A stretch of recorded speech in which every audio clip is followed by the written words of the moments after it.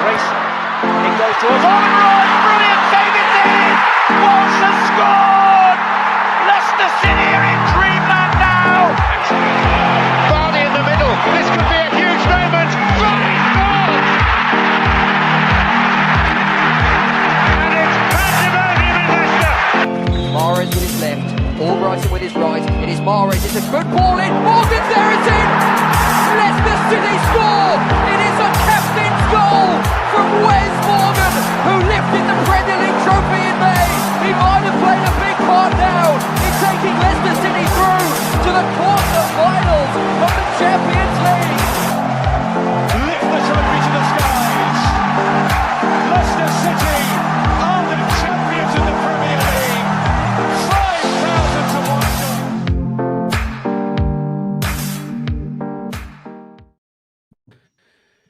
Good evening. Whoa, we're on different levels here. Good evening and welcome back to Blue Tinted Glasses for tonight's live call-in show. Let me just try and move Luke down a little bit somehow. This is the thing. Hang on. Welcome. It is Monday, which of course means it's time for the... No, it's all right, mate. Don't worry. It's Monday, which means it's time for the call-in show. And if you are new around here, this is how it all works. If you want to come and have your say about literally anything you want Leicester City related, then click the link in the description. It's in the live chat as well. Get in before 7:20. That's now the cut-off. We've been doing call-in shows for 2 hours. And I'm sick of it. 2 hours is too long. So 7:20, that's the cut-off. If you don't make it in by then I'm afraid you'll have to come on next week instead. Okay, debut on the call-in show. It is Luke from down under, from Australia. What's going on, mate? How are you? Oh, we've lost him. We've lost him. We've lost him.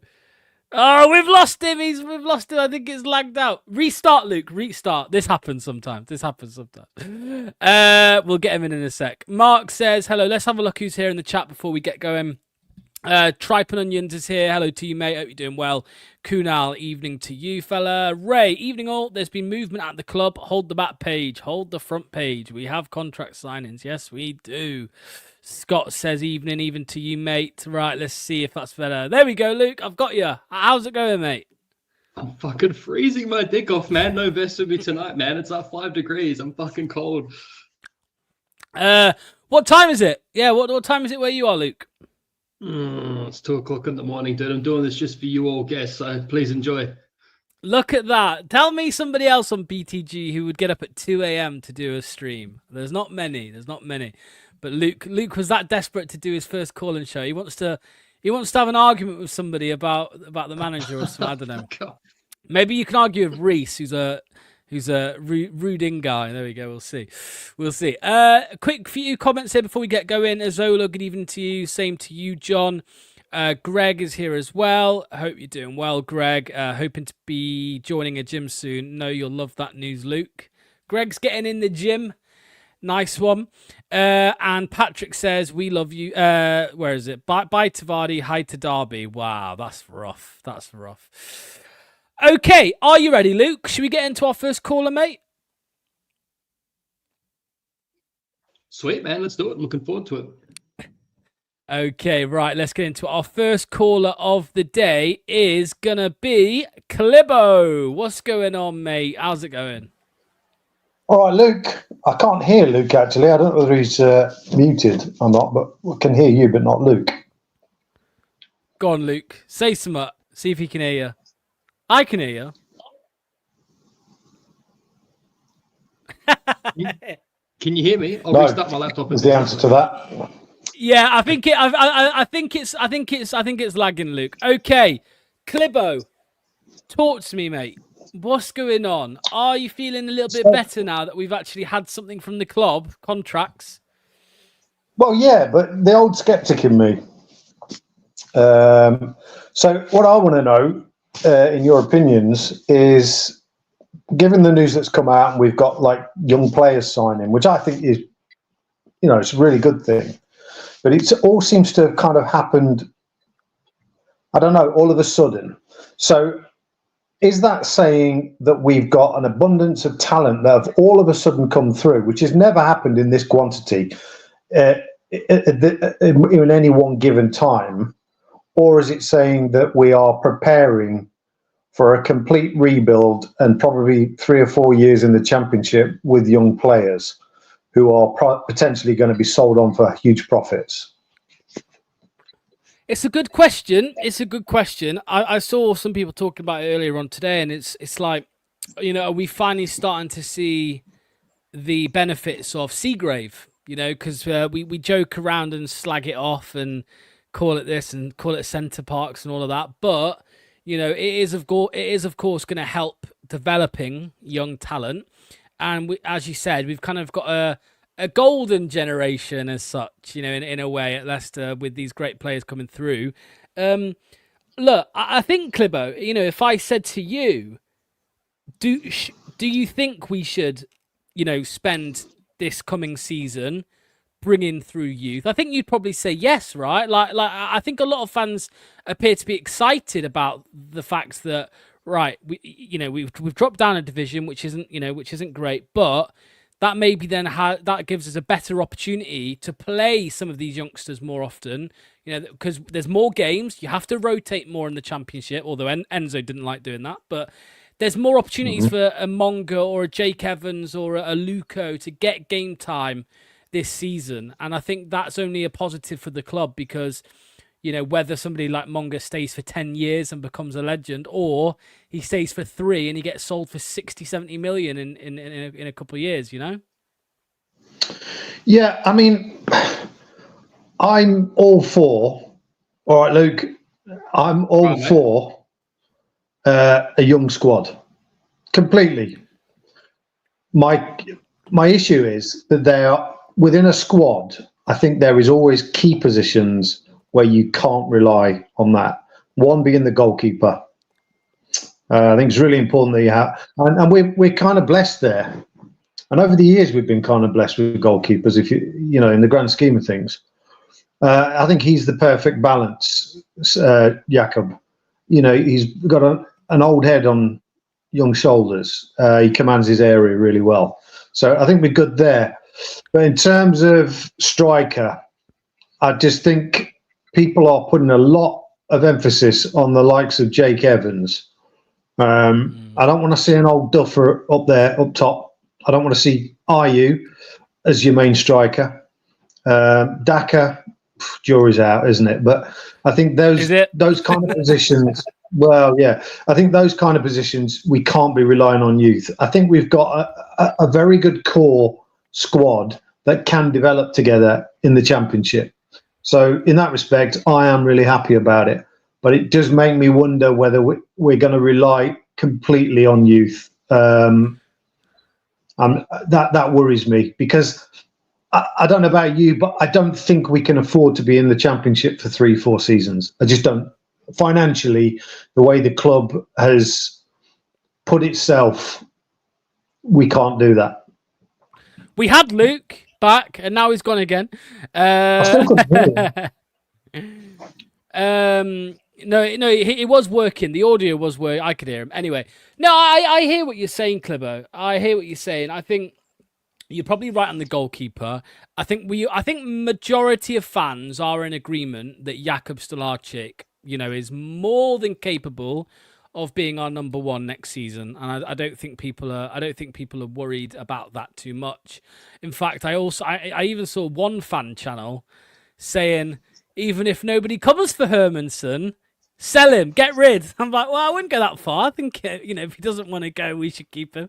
But yeah, I think we're okay in that department. And as you say, I mean, Clibbo, I don't know about you, mate, but the club this season, they've got so many positions to fit or to sort out.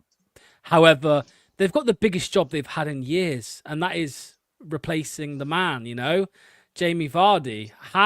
Where do you even begin? I mean, do you go for somebody who's maybe proven at Championship level to see you through next season? I saw some people talking about a Joel Perreault, who was top goal scorer for Leeds last season. We were linked with him last year as well, 2 years ago. Or do you just go look on the market for a young up-and-coming striker, fairly cheap, who's got bags of potential, and let him grow into that role? The risk of doing that, Clibbo, is you're stuck with Daka as a starter. And that's concerning, mate.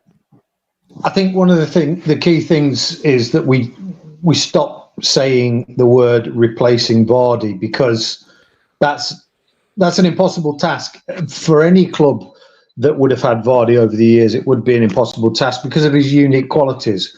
But what I would say is, I think it was Brendan Rodgers that didn't he say it was about spreading the goals amongst the team.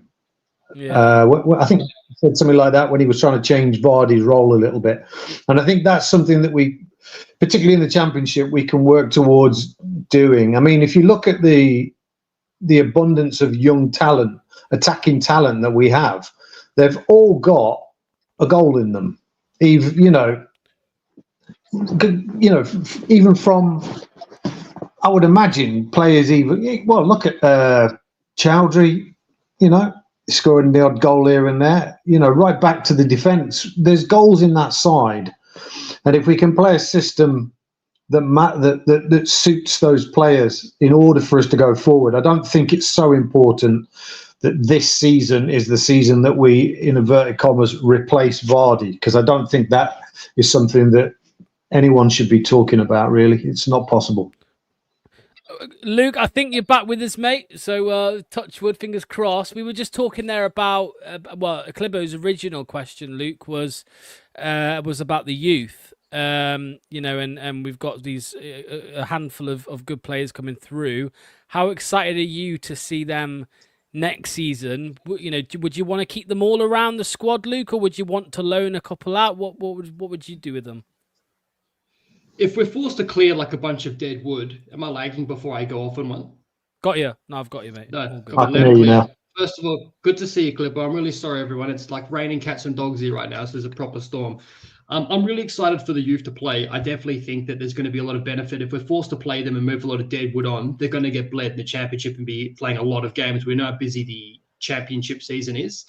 And also, if we are, I don't want to say this, but let's say hypothetically we are given like the dick and we're given like a 12-point deduction and we're not really expected to do anything, then no one's going to really blame them. If they have a stinker here and there won't be as much pressure on them. I could be totally the opposite, in my opinion. But if you know that, look, we've got a massive points deduction, this season's all about building to the future, then they're all going to get a lot of good experience in that season, I would hope. The likes of Monga, Evans, etc. This is a really good chance for them to step up and show their worth. Yeah, I agree. Clibo, I'm going to let you go, mate. Thank you for calling in. And did you answer my first question, Clibo? I said, are you feeling more optimistic now, or are you still like shitting the bed a little bit, thinking, oh, fucking hell, what are they doing at the club? I think I'll feel more optimistic when I know the manager situation. I'm just kind of laying low at the moment, and I can get behind whoever we've got. I think that's important. Absolutely right, Clibo. Cheers, mate. We'll see you very soon. All the best. Take care, mate. Have a good week. No, this channel is not sponsored by vape, but if there are any vape companies out there that want to give me some cash, then they can do that. That's fine. That's no problem.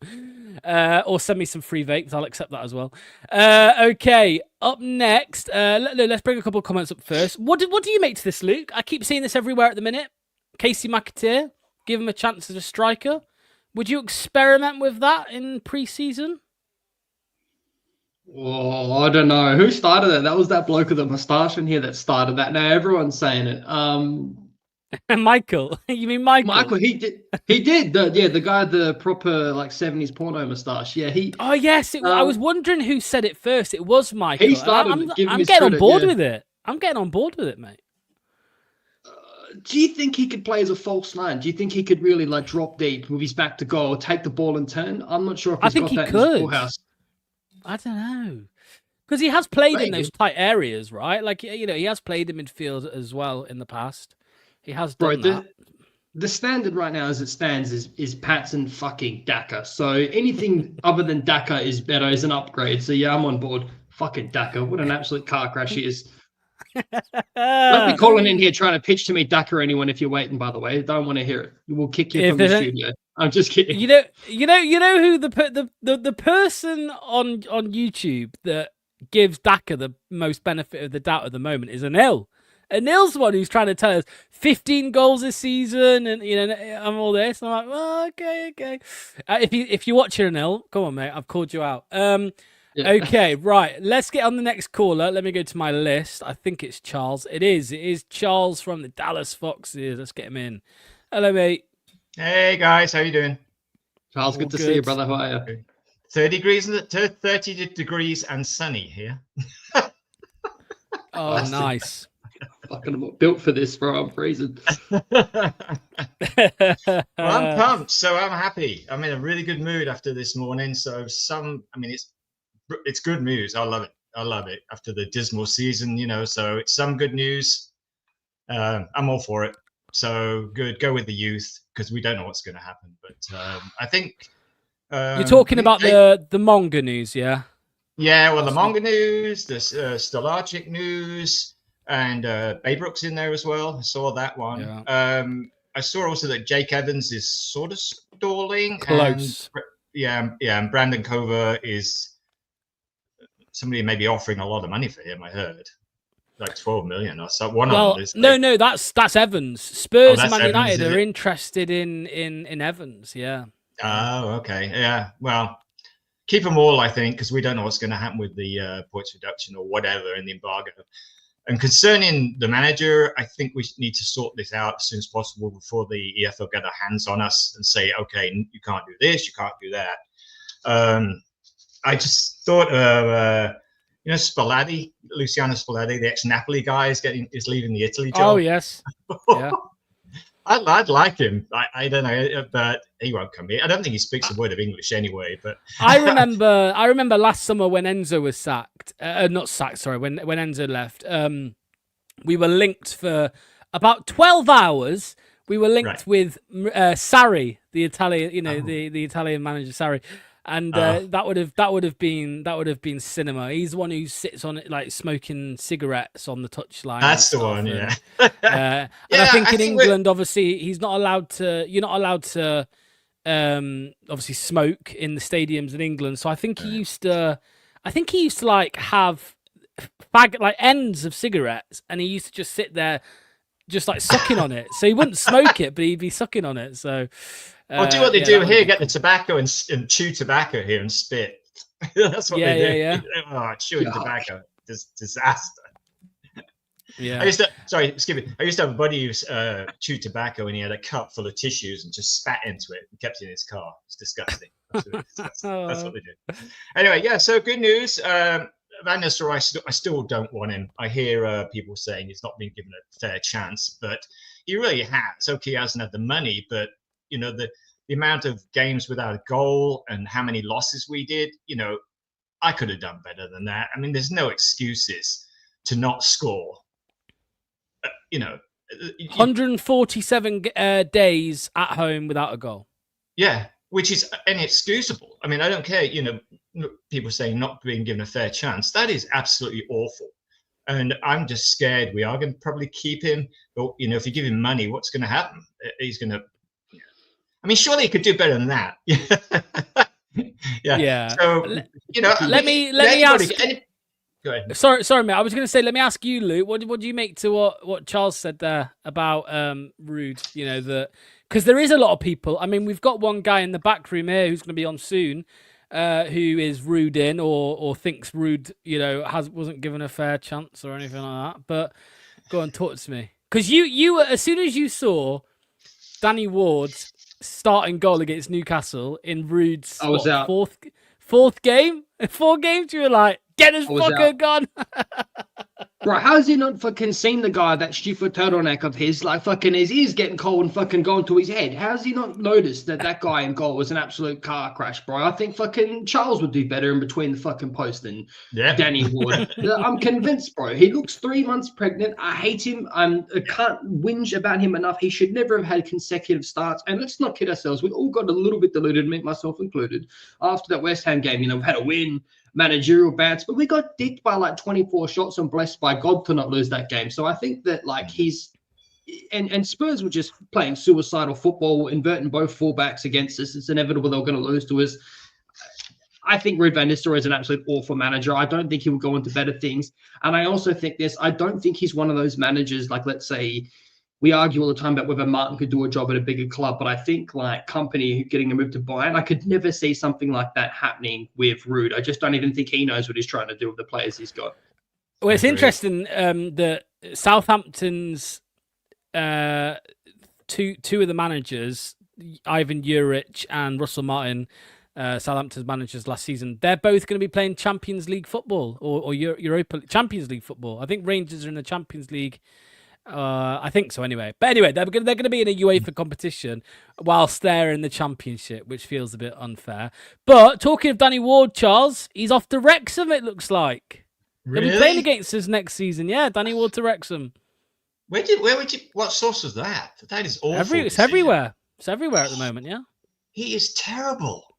I mean, he's obviously got to take a huge pay cut because they're not going to pay him. I don't think so. Anyway, but yeah, we have to get Van Nistelrooy sorted out because otherwise we're going to have Winks sitting there and Vestergaard sitting there, which is not good. So hopefully we can get somebody. But I heard there was like Thomas Frank to Spurs, Kieran McKenna to Brentford, and Danny Roll to Ipswich. But Danny Roll wants to go back to Germany, I heard as well. So, well, we need to keep an eye on that, don't we, Luke? That if Kieran McKenna leaves Ipswich to go to Brentford, they're going to be shopping in the same market as we are, and even Middlesbrough, right, who are now managerless. I don't think they've got somebody yet, but they sacked Carrick.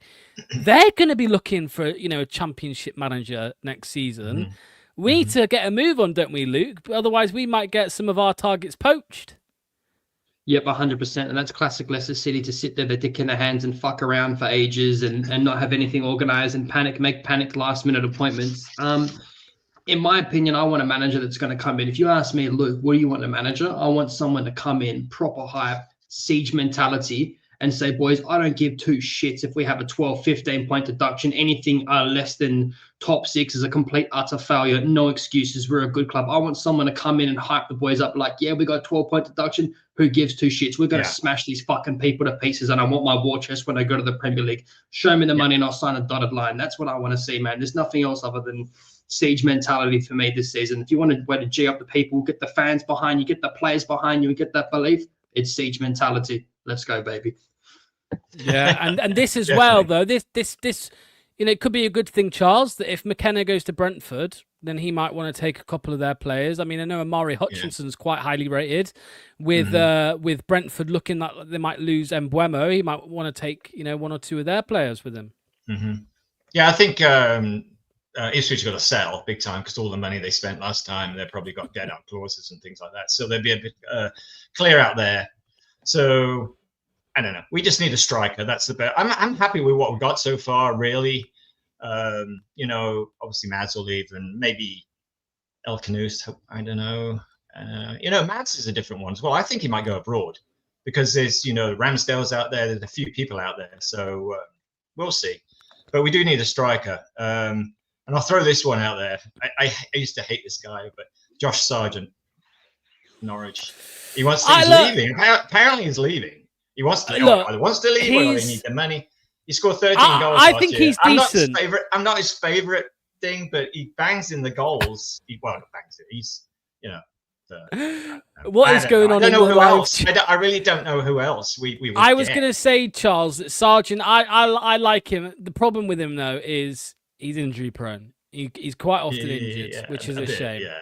But don't worry, Charles, because I was going to save this to the end, but I'll do a little plug now. Tomorrow we will be doing we'll be starting our scouting report. So we will be going through lots of different strikers, talking about the best ones out there that we should look at. They won't be old pregnant turtles, as Luke calls them. They will be mostly younger strikers who could come in and make an impact. So, we'll have that tomorrow. But all right, Charles. Well, thanks, mate. Thanks for calling. Much appreciated as always. We'll see you very soon. All the best. Take care, Charles. Good to see you, mate. What is going off in the live chat? I've just seen Luke say, want to see how big I am down. Crikey. What about Ange, mate? Go on, give us a quick chat on Ange. What do you make to Spurs sacking him? Because I have a different opinion to you. I know. I actually think I rate it. They finished 17th in the Premier League, man. 17th. That's car crash. It is, but let's not forget that car crash of an injury list. Like I'm not like the biggest, being Australian, like gonna go sit here and be deluded and tell you that like it's bullshit and unfair. It is a car crash of a finish, particularly what they have. But like they had a really, really bad injury, like probably one of the worst ones of any team in Premier League football this season. But they have a lot more depth than a lot of other people, and they still persisted on playing suicidal football. So that's an argument itself that maybe he should have changed things up when they had such an injury crisis. But hey, he still won a European trophy. They've got Champions League. So I don't know. It's a weird one. I can understand it, but I can also make an argument like, look, hey, he's got a transfer window coming up. He's got a lot of his players back. He's got Champions League football. What else do you want? I don't know. I think Thomas Frank's a really good appointment for them. For Spurs. I do too. I think that's really good. Yeah, I think it's a great appointment. I can't argue that, to be honest with you. I think Ange will get another job, but yeah, it just, I wonder if it will still be in the English system. I would take him. I would fucking take him. He'd be perfect. I would take him, dude. Come to the championship and smash everyone to pieces. I want to see him in the press conferences. That would make I'm not going to go off on one bit. I'm all aboard. Right, up next we have Daz. Daz is going to be on in just a second. First trophy in 17 years. Got the UCL despite a horrid league season. Man's a proper winner. Should have been given more time. That's a fact. He did say, didn't he, that I win in the second season. Always win in the second year. So, and then he said, didn't he, on the parade, he said the third year is always better. So, but I guess we'll never know. You think there's any chance of Ange coming here? No, I don't. He'll go somewhere in Europe probably. You could see him at like I don't know, like Germany or somewhere. I don't know, somewhere like that. Anyway, a Champions League team abroad, I think. Right, Daz, he's in. Here he is. What's going on, mate? How are we, boys? G'day, Luke. G'day. You can't matter, right? Yeah. Do you know what, lads? That's all I needed to see really today. What, Luke's face? Oh mate, yeah, it's warmed my heart. No, but like seriously, like the guys have actually come out and they've said something, and it's stuff that we wanted to hear. Mongar, bloody the club have extended Jacob, Silko Thomas, Brandon Cover, Jake Evans. No matter what you say, if we are in a pickle with finances and trying to clear Deadwood out, what better way to start things off by recruiting from within? So, yeah, I think it's good. It's just a manager really for me now, unfortunately. Are you telling me? You said that they said something you wanted to hear, Daz. Are you telling me that you didn't care about Gary Taylor Fletcher's birthday the other day? Is that what you're trying to say? Do you know what? I cried because I completely I couldn't give a I'll be honest. I'm sick to death of this club posting crap that no one really cares about, and it just goes to show that I am worried about certain things that I'm posted and seeing. I've got this horrible feeling that we're going to have Rude, and I can't shake it. I can't shake it, boys. I've been feeling this way, Matt. I mean, Luke, talk to me, because I'm worried. I genuinely think that it would be the worst outcome sticking with Rude. Like that's honestly my opinion is it would be a car crash. I hate these. I hate when I see these people online saying that, he wasn't given a fair chance and all of this. Like, I understand it. He came into a tough situation. He took the fucking job. He took the job and made us worse. He made us worse. What are you talking about, man? I can't believe it, because we were so desperate to take. I would have taken the fucking janitor after watching Cooper Ball, and then I can't believe how bad it was. And then Ruud van Nistelrooy comes in and stinks the place out more and falls out with people. That's the thing. If we can only sign people on a free, then what are we going to do, man? Because who's he fell out with? A Coley, Winks. Say what you want to say about Winks, BY.TO, Vestergaard. That's 4 players already that are disgruntled and don't want to be here. I know Manny's not on board of these slow twitch fibers, but I definitely think Winks is someone we need to be keeping if we're going to be in the championship, depending on the manager is. I think people forget how good he was in the championship. I'm not saying we're going to keep him forever and he's a great player in the Premier League, but if we had a choice between, having to play Skip and someone else abroad or get someone on loan, I'd rather be Weeks in the championship. He was a cheat code last season. But yeah, look, I think Ruud van Nistelrooy would be an absolute car crash, but I can see it happening as well. We're not hearing anything. We're going to have to start coming to streams with a tinfoil hat on, bro, because we're not hearing fuck all. Well, we're going to talk about that on Wednesday on Foxes Den. We're going to talk about conspiracy theories. We're going to turn into a conspiracy theory channel on Wednesday because we're going to be talking about why haven't we heard anything. Quick shout out to Ant, by the way, 8 months, member of the channel. But no, I mean, Daz, the assumption from most people now is they're waiting until the 30th of June, which is the end of the accounting period. I mean, I know I've just slagged the guy off the last 5 minutes, but if it gets to that point, you may as well fucking keep him because there's not going to be anyone available, and the players come back for pre-season testing on the 30th of June or the day before, something like that. So it's too late, man. It's too late. My honest opinion on the whole situation is follows. He worked very well at PSV Eindhoven. He started off in the youth setup there. He worked with the youth players. Then he got promoted and he was under shadow studying the first team coach. He got sacked. Ruud then got the job. He obviously worked and developed, quote unquote, a few decent players, Gakpo, so on and so forth, lost them, and he still did all right in not really a difficult league. But I'm not going to take anything away. He did a job. It doesn't excuse what he's done at Leicester. Like you said, he took the job and the tools that he had at his disposal, he didn't use. So in my opinion, he failed. You can't blame that on, oh, it was tough decisions and this, that, and the other. People were moaning about Graham Potter. We wanted Potter. He's had a car crash of a season, really, in my opinion. At West Ham, I don't think he's done really well either. So I understand, look, I don't want Ruud in charge, period, because of what he's done in the Premier League. However, and it's a big however, I don't know if, because Ruud's worked with Jeremy Mongar, he's worked with Evans, he's started integrating these younger players. I know it wasn't as much as we wanted to, but with King there as well, integrating these younger players, I don't know if that's what the club are doing. I hope they're not. I hope, yeah, that's what I'm saying. Yeah, it's a fair comment what John's just said. He will have one of the best squads in the Championship, but my point is, if we're struggling with finances, we might have to keep Ruud, let him do his bits, back him if we can in the transfer window, because we don't know what our situation is going to be like. We might not like it, but if he gets off to a strong start, top 6 is the target for me. And if we can get top 6, which I think we can with a 12-point deduction, we can sack him off in the summer. Sorry, I was on mute. You've said that, Daz, and that's why I brought this comment up. This would never happen at Leicester. No, it will never happen because Luke. What will happen, right, mate? Luke is let's say he stays and we get promoted, or with a deduction we get playoffs, whatever. Right? We have a relatively good season. This spineless, cowardly board will think, "Oh well, he's done a good job, so we'll have to keep him," because they don't plan for the future, as we know. They won't sit there and think, "Oh, well, this guy, he stuck the place out in the Premier League last time." They won't think like that. They'll think, "Well, he's done well in the Championship, so we'll keep him." They would never sack a manager after a good year, in my opinion. That would never happen under this board.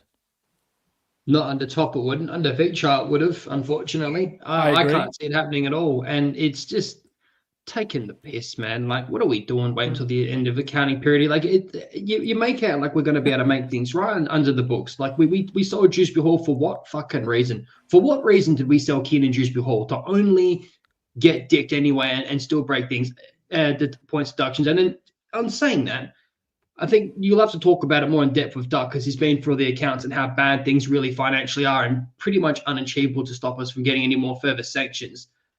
We all sit here and say, "Oh, I think it's quite achievable to make top 6." We don't even know who's going to stay yet. We don't know how many people we're going to have to flog off to be able to comply.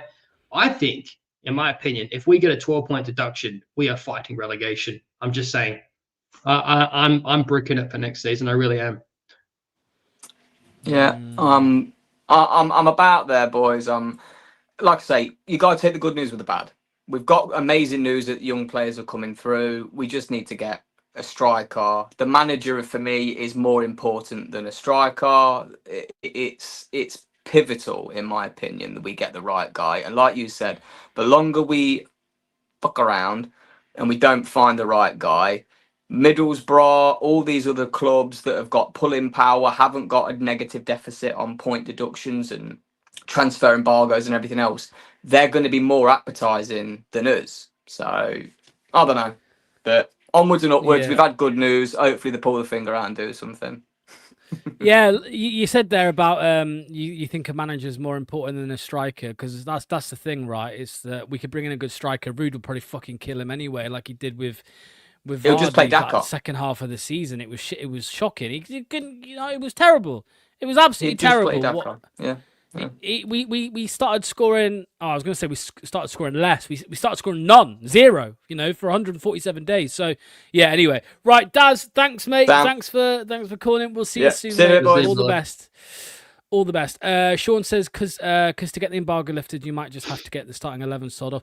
Yeah, I mean, Doc did his calculations. He's not an accountant. He likes to think he is, Doc, but he's not. But I think he kind of worked out from looking at everything that we might need to sell like 50, 60 million by the end of June in 3 weeks. So we'll see how that goes.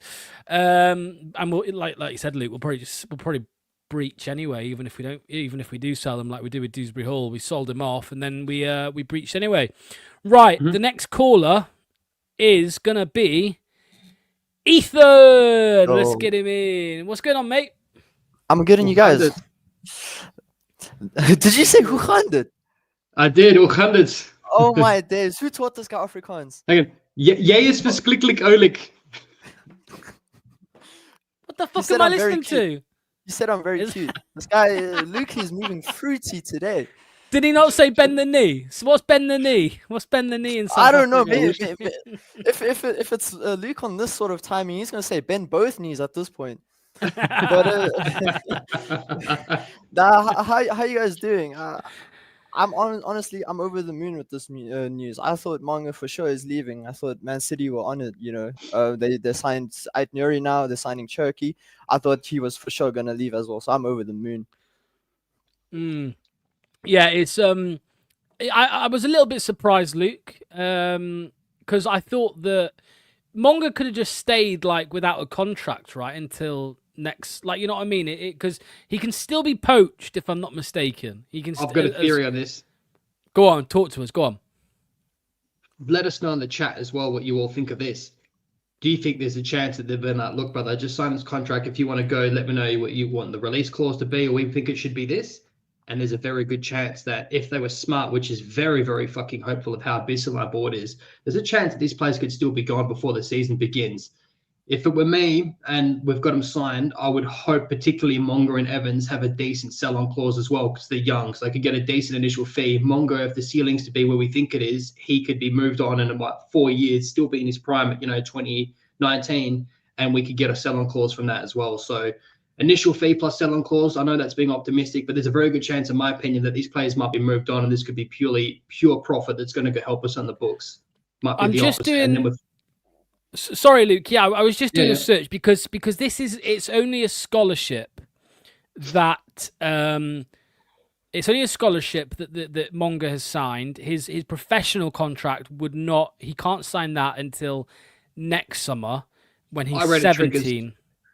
Yeah, I heard it automatically triggers. Yeah, pre-contract agreement. So Okay. it'll automatically apply. Mm-hmm. He's out. So I don't. Yeah. So he's ours for the foreseeable future. But yeah, no, I just want to say, it was actually me that said Casey should start up forward. It was after the Ipswich game where you scored. Everyone's claiming it now. Everyone's no. It was me. I remember. It was that call-in show. We played on the Sunday, right? Which I think game? So. Ipswich. Yeah. Ipswich at home. It was the next day. I was like, wow, I never knew Casey could strike a ball like that. He cut inside, hit it on his left, and then his actual goal. And I said, maybe he's the man. I never said he should. I just said maybe he's the man. But yeah, I think so. He scored his first international goal. He's clearly got a knack for it. So who knows? But yeah, it's just brilliant to get some news from the club. Instead of ex-players' birthdays. But yeah, for me, the top three, renewals would be Stolarczyk, Monga, and Evans. I know we haven't had the Evans one yet, but it's really positive news. I think we still need another centre back. I think Okoli is going. Then you're stuck with Vestergaard. Cody's rumored to be going. So we have Nelson. I think we still need another really competent centre back. If Bilal is going, he's being linked away now. Well, we there need were. another. Sorry, Ethan. I was going to say, mate. There were rumours a couple of weeks ago that Chelsea were interested in Ben Nelson. Are you a little bit concerned at all, Luke, that maybe Ben Nelson might get picked up by someone this summer? Because not Chelsea specifically, but he is highly rated. He didn't play too much last season because he was injured, but the games he did play for Oxford, he was very good. And from the club's point of view, it's pure profit for PSR. So if somebody did buy him, that helps you out with PSR big time. What do you think? Because for me, it would be one of them stupid decisions that the club made to sell Nelson and keep Cody. That is something that this club would do. Whereas we all know he should start for us next year. That gives me serious anxiety, man, because if we do that and we just treat ourselves like a carcass and pick the meat clean off the fucking carcass, then what are we going to do the subsequent season? Like, if we sell all our youth, keep all these old guys that are running down these contracts and big wages, and we can't really sign anyone the next season because we've got massive sanctions. I don't know. I think it's very, very likely could happen. I think, in my opinion, we need to be keeping Caleb Okoli and Ben Nelson as our starting two centre backs next season. That's what I want to see. But it's very doubtful that Okoli is going to stay, unfortunately. Well, what do you think to that, Ethan? Okoli and Ben Nelson? That's a point deductions aside. That's a promotion backline, isn't it? Yeah, I think so. My only worry would be mainly who's the real leader in terms of organizing the defense. But I mean, you have Stolarczyk that can organize.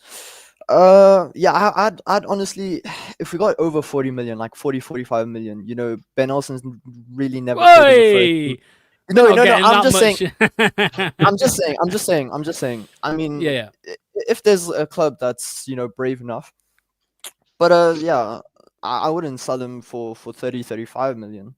I think he's worth more than that in the long run, right? Because if he's playing a key role in your promotion is already worth 100 million. So I wouldn't sell him for half of that.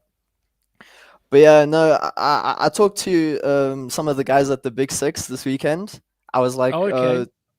Are you guys because they came to South Africa, I met them. It was a good event. But I talked to them. I said, are you guys sniffing around Leicester players? Because, I don't know all the news from your side. Maybe there's, tabs being kept closed or something. They said, nah, we wouldn't want any players from relegated Leicester. So I was like, okay, thank you. I'll keep Fucking hell! Chelsea took our manager and our midfielder, the little rats. What a bunch of knobheads. I was tuning Matisse for that. I was saying, Matisse, man, come on. You're taking my manager, you're taking my players. If you can do me one favor, can you just take Vestergaard? And then he said, fuck off. So, but yeah, to answer the main question of the show, I think the future on the pitch, it's really exciting. Obviously, we still need to get the manager sorted. I think if Ruud, come preseason, if Ruud did a whole PowerPoint to the board and whatnot to maybe keep his job, and then come out with a press conference saying the whole plan for the season, I'd warm up a little bit. I'd still be like on edge. I'd say, okay, we have goals to set now. We have proof of what you're trying to do. Go do it now. If he's not the guy that's in charge come the start of preseason, it needs to be someone I think a lot of the fan base can get behind. I don't think you want someone that divides the fan base, because that translates into the stadium, and it translates onto the pitch, and it might ruin our chances of tops. Harry Suter, yeah, 2026, he'll be back. I've heard that he wants to leave. I've heard from somebody that he wants to leave and go a fresh start somewhere. Where does he want to transfer hospitals? He's injured, isn't Well, he? he is injured. Yeah, he is injured. Yeah. So He's done his there's- Achilles and his ACL. Get him gone. Yeah, the fake Aussie. The fake No. Aussie. You know what? I can imagine Suter towards the end of the season just being substituted in the 98th minute for a corner, and he scores a header and then gets injured again. I can imagine that. But yeah, no, I think the manager's the main thing to get sorted out. I think we still need another centre back, another 10 or attacking midfielder. I know we have Golding, Alves, all these younger prospects coming through, but someone has that sort of experience playing at a more professional level. And then I think we do need to address the striker situation. I don't think we can go into the season with Ayew and Daka as our Let two. me ask you that, Luke. Suter, what do you think of Suter? Do you like him or? He was good in set pieces for Australia, but we never seen it under Enzo because he didn't play for Enzo. We never seen it really under Rodgers.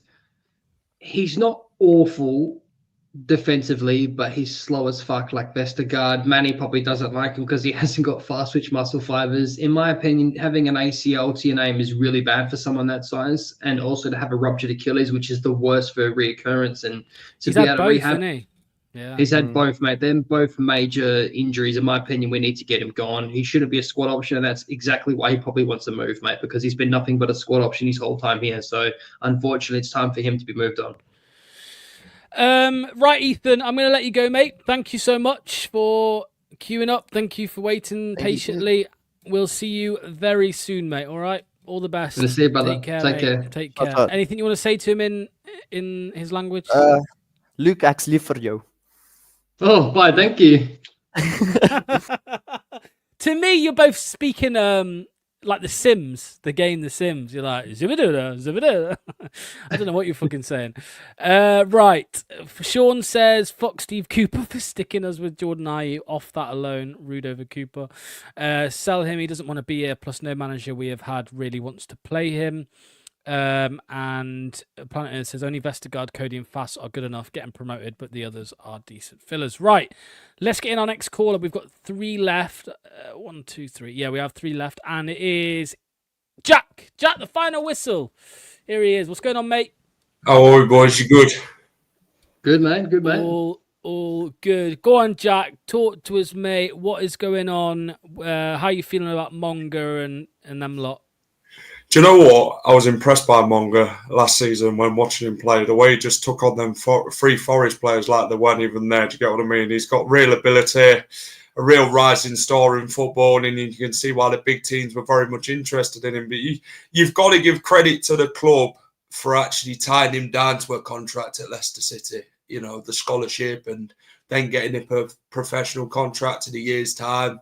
This guy's going to be something big for me in the future, you know, and this is a person that the club have to build around for the future if you want him to stay for a long period, in my opinion. So, yeah, good. And I'm glad Danny Ward's taxi to Wrexham is very much waiting, in my opinion. So, hurrah to him. I'm not going to thank him for 7 years. £12 million, an absolute waste of money. And, yeah, hurrah for now, and we'll see you next season at the, what did it call it? The race course, is it, Wrexham? So yeah, the race course. Yeah, probably turn into bloody prime Manuel Neuer against us. Let me ask you, Lou. Obviously, just going back to Monga. I mean, you know, I remember all the watch-alongs we did towards the end of the season, and I think the only reason we carried on fucking doing it was to see Jamie Vardy and Jeremy Monga. To be honest with you, but he's just got that excitement about him, hasn't he, Luke? Which we lacked with Fatau injured. We were just stuck with Ayew and Reed most weekends, and having Monga in there coming off the bench was just a bit of excitement. Really exciting. It'd be even more exciting to see him start. I think if we do keep him for the championship season and he's not moved on early, I think that he 100% is going to be one of our best options for starting. It's just going to be interesting because Fatau is going to be pretty much ready to go as well. So unfortunately, I think they're going to be competing unless they move him over to the left. So it'd be interesting to see actually what happens with like who gets the number 1 spot on the right wing or left wing, etc. But yeah, Jeremy He could Longer, play mate, as I a really 10. hope he could play as a 10, but then you've got Alves, Golding. Golding, we keep forgetting about. We haven't even really seen him do anything yet. So yeah, it's going to be quite interesting to see how we shape up next season. And don't forget how big of a slog the championship season is. So we're going to need rotation. Jack, do you think we need any wingers this summer? Because if you know the players that we think will stay do stay, we've got Fatawu, we've got Mavadidi, we've got Casey McAteer, we've got Will Alves who can kind of play across. Monger, if I didn't say him, Evans, Ayew, Reed. Not like we want them, but they're here. We have a lot of forward players there, mate. Do we need any wingers this summer or not? Because I don't think we do. I think the priority is more defence, fullback. Obviously, then you've got striker, you've got the midfield to contend with as well, with the potential sales of Samare and Dide, maybe Harry Winks as well. And like Luke says about Michael Golding, that he's the forgotten one, isn't he? And maybe next season he'll be the chosen one. Michael Golding is, what did we sign him for? £5 million from Chelsea, and we haven't really seen much of him. I believe he's been injured in the under-23s as well, so it's no surprise when you come to Leicester City and get to Seagrave visit. You're always injured, and the medical bills keep stacking up at Seagrave, even with Harry Souttar, like Luke's touched on. A player that has probably played, 16 or so games. That's not really ideal, is it, with a player? He's become, like I say, a squad player. Hasn't really been favoured under Brendan, Enzo, or whoever we've had. So, but then he'd done well for Sheffield United in the Championship when he was there. But obviously the injuries cost him quite dearly, hasn't it? And I think he'll be the one out the door come January. Yeah. Let me ask you this quickly. Oh, what's this one here? Oh, yeah. Did you forgot start about this that one, too. Luke? Yeah, because I forgot about it.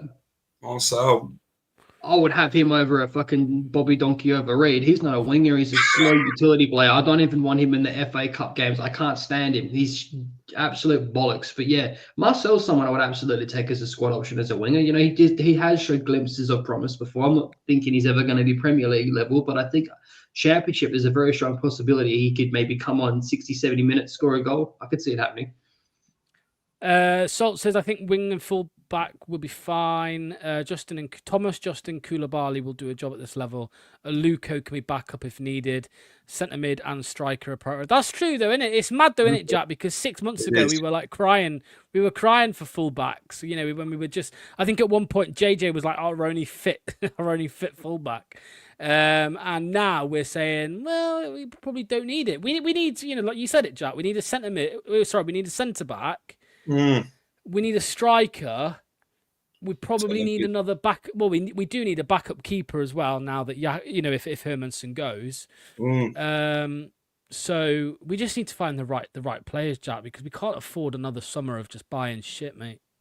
I think fullbacks, you look at it, Luke Thomas, Koulibaly, James Justin, Ricardo if he stays as well. If you can keep Ricardo fit next season, it'd be fantastic in the Championship. It was under Enzo Maresca, proved he could do it in 2 positions, not just 1. So, yeah, as long as Christensen's out the door as well. I know we talk about fast Vestergaard or whatever, but Christensen has got to go for me. He didn't want to be here last time we got relegated, so we don't want him now. I'm sorry. The guy offers nothing. He's just not good enough. Maybe he's all right in the Italian league. Go and take him again. But for me, we've got to get him out the door. His attitude isn't great, is it? Let's be fair. He's more of a... He wants to be more of a picker than a chooser. But, yeah, I don't know. I just like the comment there about... Where is it? Deco don't read. Hickory Dickory Dock. It's a stupid name, mate. He got stitched up from poor lad. Victor Christensen is our worst player this season, by the way. Like 100%. Victor Christensen. I've officially had time to think about this. Luke Thomas is better than Victor Christensen. Victor Christensen can't play his right foot. He plays crosses into boxes of no one that's aerially big enough to win them, and he absolutely is just shit in all facets. I don't think he's even Championship level. I think he's been our biggest donkey this season. If I had to choose between picking I was about to say, who would you pick between Pats and Daka and Christensen? I think I would still have to pick Christensen. Actually, I hate Daka even more. Christensen and Daka are the first two people I want at the door. I want them pushed off of a fucking sword at the end of a plank. I want them gone. Victor Christensen, Duck, if you're listening, is the worst player, worst fullback to ever play any English football at any level from Denmark ever. He's a disgrace, and I think he should change allegiance. I don't want any. If I were you, bro, I wouldn't even be claiming him. I'd be like, you know what, Victor Christensen, he's actually Swedish. Swedish, He's Swedish, bro. He's Swedish, bro. And Doc hates Sweden. Go on. What do you think about that, Jack? Christensen. I mean, Salt said it's crazy, really. Christensen did quite well in the Serie A for a squad fighting for Champions League. Yet for us, he's awful. Another player Leicester have killed. Don't know. What do you think? Have Leicester killed him though? I mean, you saw Scott McTominay look like fucking Zidane in the Serie A. The Serie A is clearly not very strong at the moment, but I mean, Christensen. And don't forget, Jack. Christensen jumped ship last time we were relegated. Yeah. He wanted a loan away because he didn't want to play. Apparently, he didn't want to play as a left-sided centre back. That's why he didn't stay. But he did a runner, mate. So we should say, you know what? Fuck you. Off he pops. At the end of the day, when a manager comes in, you do as you're fucking told. That's exactly as it is. You know, you become versatile. It's like indeed he could have said, I don't want to be an attacker. I can't do that job. He did. He did it under Enzo. You know, and Christensen, he's not good enough for the Premier League in quality. I'm sorry. You know, Serie A, fantastic. If that's your quality, then go there, innit? Go and do something there. But the thing is, I just can't do with these fucking moaners. Do you get what I mean? I've had enough of them whingers and fast bloody lifting his arms in the air. I just can't deal with it. And it winds me up. They just need to sort these players out. Get them out the door. I ain't bothered. Like, Daka, we can't get rid of him until we get someone good in who can replace him. And this is the problem we've got. You know, you've got Ayew next season, striker, but... Yeah, well, Christensen's probably best game was Aston Villa. In that game, Tete was one game wondering. Do you get what I mean? No one forgets about the infamous Tete. And I was there to witness the game. And we thought he'd be the next, what was it, Robinho or something. But... Well, I'll tell you what, when in that relegation year, the first one, when Victor came in, yeah, he wasn't amazing, but like... You know, everyone played so shit that year. Like, he looked okay. And then this season, though, it's been, a car crash. So That Villa game was my birthday, man. They both sold us a dream. And remember, all three signings of January all started at 11. They were all in the starting 11. Sutar too. And Christensen, I think, sold us a dream because, you know, he was running to the crowd. He was waving his arms up. He was getting Barnes involved in play. Like, that's the thing. If Barnes started quiet, bro, you knew he was going to have a quiet game. And he was making overlapping runs around Barnes. I thought, oh, here we go. He's going to get Barnes in the game. But if you're making runs forward, Barnes ain't tracking back. So that's part of the relegation problem that last time. But look, Christensen, fuck off, you Swede. You're an imposter. He said he didn't want to play in a back three, and then he played in the back three half the season. You fucking idiot. He looks like he was born in like another era, bro. He looks like straight out the 90s at haircut. Go fuck yourself, Christensen. Go play somewhere else, bro. You fucking fraud. Thanks for getting us relegated. He's like a Ken doll. I always call him a Ken doll. An ugly one. He thinks he is. Fucking Ronan Keating, mate, of the fucking 90s. That Ronan Keating. Right. Jack, cheers, mate. Thanks for calling, mate. We'll see you soon, all right? All the best, mate. See you in a bit. Okay. Yeah, please tell us how you really feel. Okay, up next, we have two callers, and then we've got a little surprise guest to finish us off. So we've got, I think the next on the list is Ryan. Let's get Ryan in. What's going on, mate? How are you? Hello, guys. How are you doing? All good. Is that a Spain shirt you're wearing? Unfortunately, yeah. Oh, okay. Talk to us, Ryan. How you feeling, mate? Monga signed. There's 9 that signed. 9 players signed. Evans on the way. You happy about that?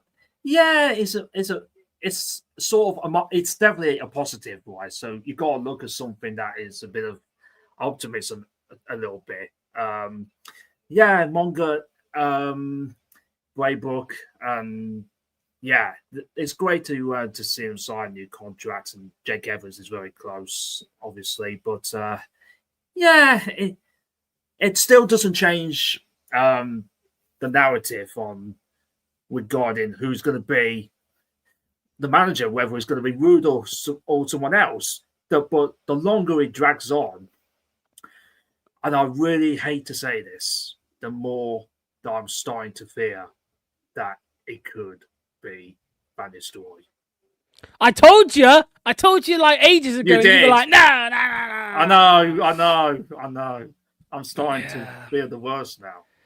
It's worrying, man. I'm telling you, it's worrying because I just feel like, Luke, we just need a refresh. Do you know what I mean? Like, I feel like going into pre-season with the same manager and half the same squad, it's going to be very just boring and I don't know. I think we need a fresh start. Like we had under Enzo, it was a fresh start completely. And we're not going to get that if we stick with the manager, man. No, we're not. That was a weird one on the board as well because, you have to give them a credit there. They got everything done prompt last season. Yeah, we got Wings, we got everyone in early. We got Barnes, Castagna, and Madison all done and gone early as well, so we can bring the players in. So that was the weird one. The board got it all right that season before he cheated and pissed the league. But I think who I'll ask you this guy, Ryan. Who do you think player wise? Ruud actually likes Ruud van Nistelrooy. Do you think there's anyone there that's campaigning for him to stay? Because I can't see it happening. To be honest with you, I don't think anyone there's really behind him. I'm finding out a real struggle, Luke. I can't think of one player that actually really wants Ruud to be here at this moment in time. I'm struggling. I am as well. Everyone played for Enzo. I don't think anyone's playing for Ruud van Nistelrooy. They probably, take that turtleneck off and fuck off back to Holland is probably what everyone's thinking. Can I just say, Lou, if you're going to criticise and slay Victor Christensen like you did earlier, you've got to do the same thing about Wout Faes, who, by the way, is starting for Belgium tonight against Wales. I mean, Christ's sake, man. That's another fraud. I can't believe he starts for Belgium. He's one of the only players that are on that last year of the contract that I can see us maybe keeping. I don't know, but did you guys? Yeah, I don't even. Nah, he's going. Here. Come on. It came out in January that he's basically got an agreement with the club that he's leaving this summer. So of course someone has to actually pay the money, however much we want for him. Yep.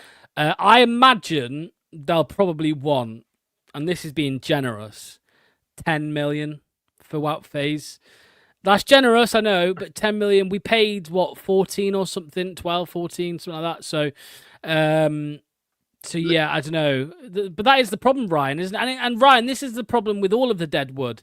It's actually finding someone to buy them. That's the problem. Yeah, and the biggest issue we've got is who's going to do that? Because certain players are on too big of a wage. Who on earth is going to want to buy them? You're 100% on the money, mate, but I just want you to know that Locks said to me privately that Wout Faes is the Virgil van Dijk of the championship. When did I say that? You're a liar. When did I say that? He did tell us, man. He said... When did I say that? When did I say that? Tell me when I did not say that. Those words have never come out of my mouth or my fingers. It's all right, bro. It's a bad take. We'll head one. No. You're chatting shit. I'm chatting shit. I'm just fucking with you guys. I'm just fucking with you. You didn't say that. Oh, what about, tell us about Lawrence Shanklin, mate. Just getting in early, just so everyone knows that Lawrence Shanklin is on a free, who we're forced to deal with. 50 goals in the last 3 seasons at the Hearts, in the absolute Farmers League. He's on a free. Wouldn't mind him. Couldn't be any worse than Passon Daka. He's been linked to West Brom at the moment, so that's probably where he's going.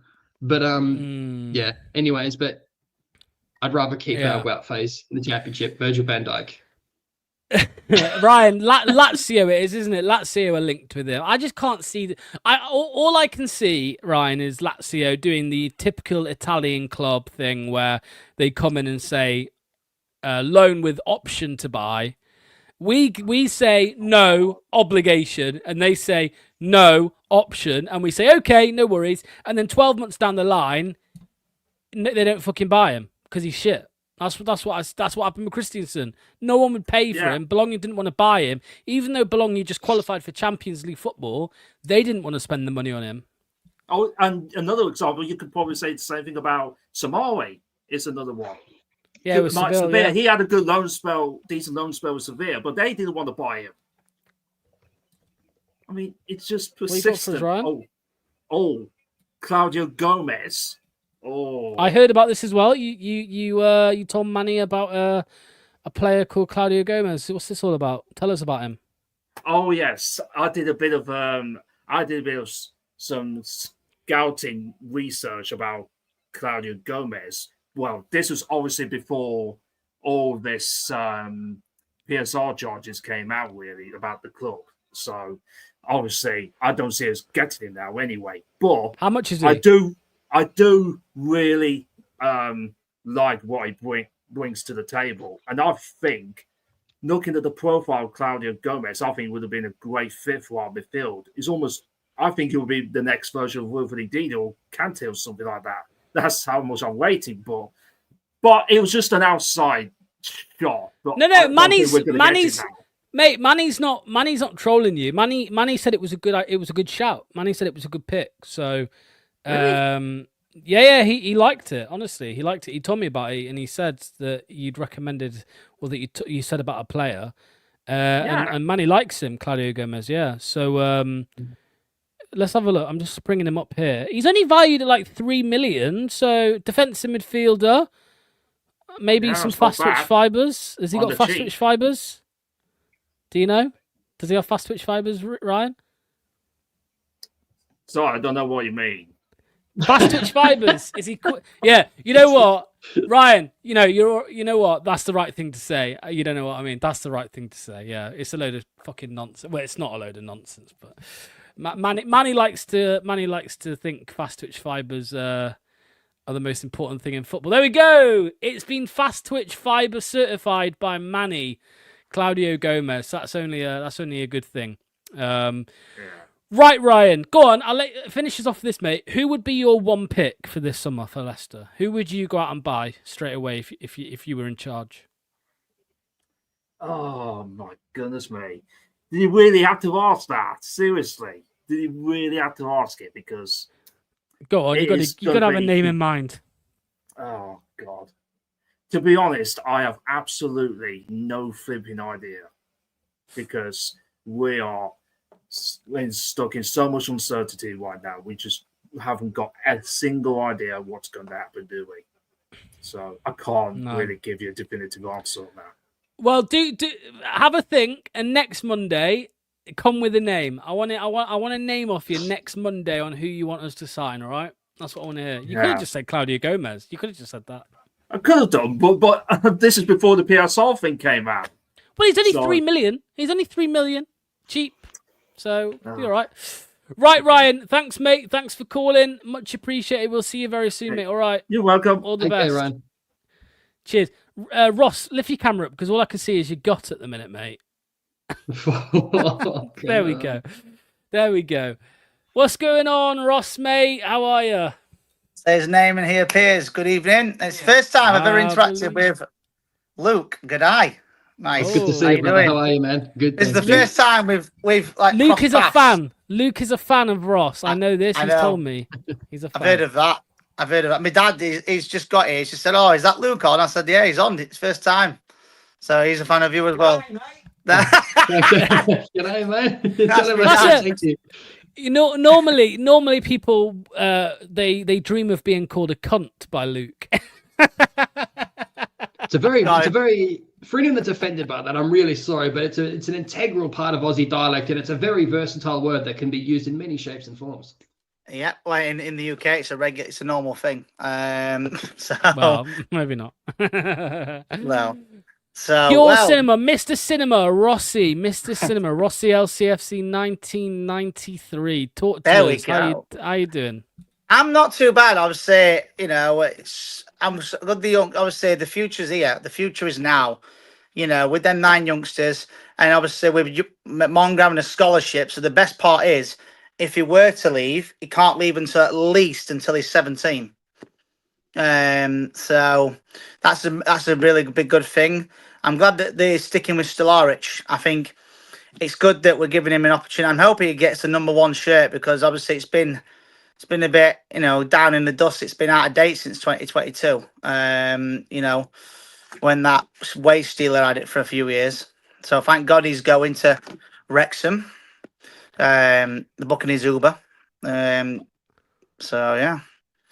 Yeah. Do you? I mean, I don't know if you saw this, Ross, with all the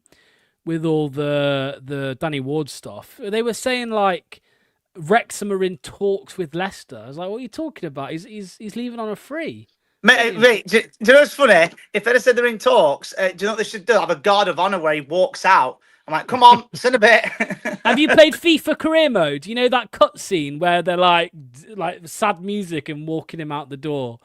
That they should be doing the that. best one. The best one with him, it was Mr. Whistle. He did one. He goes, "Don't you go bump it up? You got to bump it up." That was best. And the other funny thing is, right? So I did a video. Obviously, I put sad news for no one, and then just at the end, my dad suddenly pipes up, makes a cameo, and said, "Oh, he'll go to Wrexham." I reckon he's Johnny Ward's wife, who follows me on Twitter, by the way, which is weird. Careful, because Danny Ward is known to be a cock, so yeah, you might. Well, no, how's he not fucking gone? Sorry, he should have glassed fucking what's his name. How do you let that shit happen? Big fucking wet kiss from Hamza on your missus' cheek. What an absolute cuck, bro. He should have fucking give him the people's elbow. Oh God. And that was a sensual kiss. That was no like friendly peck. That was all like that was a fish kiss, bro. That she felt everything, man. Like shit. That was cinema. Now let me get this right, just so everyone knows, because I've been keeping tabs on Wrexham for a couple of years. Their keeper is actually quite decent. They were actually quite lucky to keep him after that loan spell they had. I forgot his name. I think it was Nkunku. I can't remember his name, but there's no way that Ward starts in front of him. He is an absolute bench warmer to the grave. He can take that turtle belly and he can fuck off. There's no way. And he's an absolute cuck. He's happy to be a cuck. He's happy to be a number 2 fucking goalkeeper his whole life. The man's got no ambition. Do one. Sorry. Right. Do you know what? Can you hear that? By the way, can you hear that, Ross? Yes, I can hear that. Say his name and he appears. I believe it. Rossi LCFC 1993. I was just like, what's going on?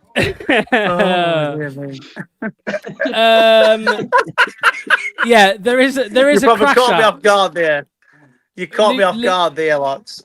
Luke has crashed out over Danny Ward. But yeah, Jerry Monger, obviously Jake Evans soon. Ross, happy mate? Happy with all of that? Yeah, I'm buzzing. You know, and obviously, as I said in in previous shows and with Mr. Whistle, that obviously it's nice to get give the academy a go, and stuff. And you know, obviously Monger. I mean, everyone, they're all tabs on him, but there's obviously all the others. You've got Jake Evans, Stilaric, Braybrook as well. I hope to see a good future for him. All the others as well. Sorry, I can't name them all, but it's good to see some positive news for a change, and not happy birthday Vasilevsky or happy birthday David Nugent or happy birthday this and that, because that's all it seems to be at the minute. Give credit to Rudkin. Well, to be fair, you know, the academy, well, it is his baby, but at the end of the day, it's one of them things. Any other news that I'm thinking of? Oh, right. My dad said this before I came on. Obviously, you're an Aussie. Obviously, if we're after a manager, we could always get Mr. Postecoglou. Yeah, we said that earlier. I clicked halfway through because I was putting my nephews to bed. So if I didn't hear it, but can you imagine if we? I'm not. It's not going to happen. But imagine if we got Postecoglou. That'd be. That's cinema. Tell your dad. Remember he only wins trophies in his second season. So. It'll be the championship. We won't come up first time. I'd tell your dad that I'm well up for that, because it would be siege mentality if he was here. I just want him to just come on press conference and say Belgium 3, Wales 0. Wow. Go on, Luke. I really want to see that, like, Ange just come out. I would be so, how hype would everyone be if he just came out and just said, everyone can suck my Greek dick. I don't care how many fucking points we're going to get deducted. We are going to absolutely belt every single person in this fucking league, and I'm not taking any other thing, any other standard. It has to be complete siege mentality. What's up here, bro? I'm trying to get you hyped for this next season, Locks, and you're hiding, bro. Come on, dude. What are you doing? Morphing into fucking Rude Van Nistelrooy over there with a turtleneck over your nose, bro. What's up here? Oh, man. This is the first time I've been on Blue, and I swear to God, it needs to be more. Just out of curiosity, what time is it where you are at the minute? I don't want to tell you because it makes me question my life right now. Quarter past 3. Quarter past 3 in the morning. Jesus Christ, man. Yeah. So I think I would say it's good to see some good news for a change. You know, and obviously fixtures come out very soon. And obviously you're probably, but the week before the fixtures come out, you'll probably ask every caller who would you want first. Obviously we're all going to play everyone. Obviously that's the mentality of it. My prediction, I'm going to say it straight away. Wrexham away, Friday night on Sky, first game of the season. Do you know why that's the case? They're going to build it up. They're going to have bloody, what's his name, that presenter? Oh, I forgot his name now. Presents it. They'll have someone on, Jermaine Beckford or something, someone like that. They'll be like, oh, 10 years ago. Danny Ward's wife? Oh, yeah. Well, Danny Ward, to be fair, you watch, right? He'll start and he'll be like Superman. I'll tell you now, it's happening. But the thing is, yeah, Wrexham away on Sky. Wrexham away on Sky, Friday night. They'll build it up 10 years ago. Wrexham were in National League North or South, whichever one they are. And now Leicester won the league, and now they're facing each other. It's, you know, I'm just like, oh, shut up, Sky. Seriously. Right. So, Ross, I can see it I'm going to happening, let Ross. you go, mate. yes, Ross. add me on FIFA, Luke, and I'll give you a pasting, son. Trust me. There we go. There we go. Okay, we'll brother. get it sorted. Just We say- can stream it. Hello We can to that stream for it. me. I will. I'll stream Right. it. I'll put it on YouTube and that. Luke said bye to your dad as well. Oh yeah, he's just putting my nephew to bed because he woke okay. up. So great. In a See bit, you soon, lads. Ross. Cheers, mate. Thanks, All the brother. best. Right. We have got a elite end to the show in store for us. Are you ready, Luke? Are you ready? We're going to get rid of this. We're going to do this. And we are going to do... Look at that! Oh, Look I'm at in trouble. that! I'm in trouble. Look at that! Look at that! Why are you in trouble? What happened? What are you talking about? Oh, I know. Why have you got a coat on it? Why have you got a coat on indoors? Can't you afford central heating over in Oz? Like, Come on, bro. You slacked me off straight away. How you going, man? why are you wearing a coat indoors? Who wears a coat It's cold. indoors? It's 3 Bro, I'm a.m. not- and it's cold. I'm a tropical people, bro. I'm not built for this shit. I'm freezing out here. It's probably like 28 degrees and he's got his That's coat what on. I'm thinking as well. How hot is it, Luke? How hot is it? I think Doc, the question for you, degrees. mate, is have you been watching since the start, Doc? No, I've been studying for most of the show. So, you know, I have Okay. exam at 9 a.m. tomorrow. So, I mean, I have been busy, but I managed to make some time to squeeze in at the end. What's the exam So- on tomorrow, Doc? Statistics. Pure stats, maths. Yeah, pure statistics. I remember those dark days. Yeah. The Good thing you're reason... talking mad shit about fucking Christensen, bro. Well, I was going to say, Luke, the reason I asked if you've been watching... sorry, I haven't got any clips for you, Doc, but Luke did say that Victor Christensen is the worst Premier League left-back of all time. He says that he's not even championship quality, and he is an ugly Ken doll. What have you got to say in response to that? I mean, I think take a look at Victor Christiansen's record when he's not been at Leicester, and I think Luke's point will instantly be dismissed. That's all I'll say there. I want to keep it positive today, actually, because some good news, right? There have finally been some good news around the club. We still don't have a manager. We still have 50 million to raise in 21 days to not be breaching FFP again. But we've gotten the youngsters to commit. The key ones, Jake Evans, apparently is also soon to come. And, that's the building foundation, right, for next season and the future. So that's really, really big. And that does make me very happy. Plus, a nice friendly as well against Fiorentina, which they won't be charging us to watch like they did some time ago. So that's really nice. Like, two good news. Now we just need, like, a manager and things to actually get working. And then maybe we have a chance of something next season. Go on, Manny. Over to you, mate. Positive I was just, news I was this just morning. counting the seconds until Duck mentioned someone from Denmark, but it was 32 and you stopped it. So I was over or under a minute. I wasn't sure how far I was going to go into it before Denmark came into it. No, look, today, great news, huh? And, give yourselves a pat on the back, BTG, because I think all that glazing we were doing of Jeremy Monger earlier, maybe it made a little bit of difference. And do you know what? That kind of thing can make a difference if fans get together and we show how much we can get behind a player, and we're going to love the kid. That is a massive signing for us, make no mistake. I know it's scholarship terms and the rest of it, but No, but he will commit to a professional contract. Yeah, absolutely. Right? But he could have gone to another academy and continued Sure, his excellence. He could have easily gone.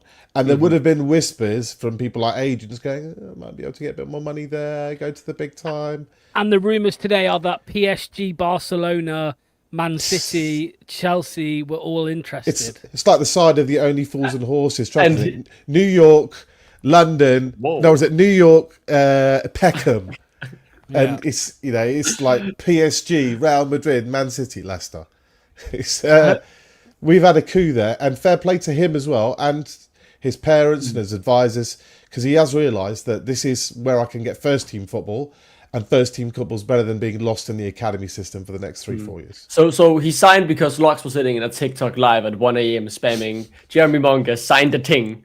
And he did end up signing the thing, so it's very good. Did you just zoom out, by the way, on your webcam, man? Have you been watching PSG today? You got some Kleenex right by your side, maybe wanking over some fast twitch fibers there. Just a genuine question. Whoa, I thought I had a funny mouth. I thought Danish people were civilized, Dak. What's wrong with you?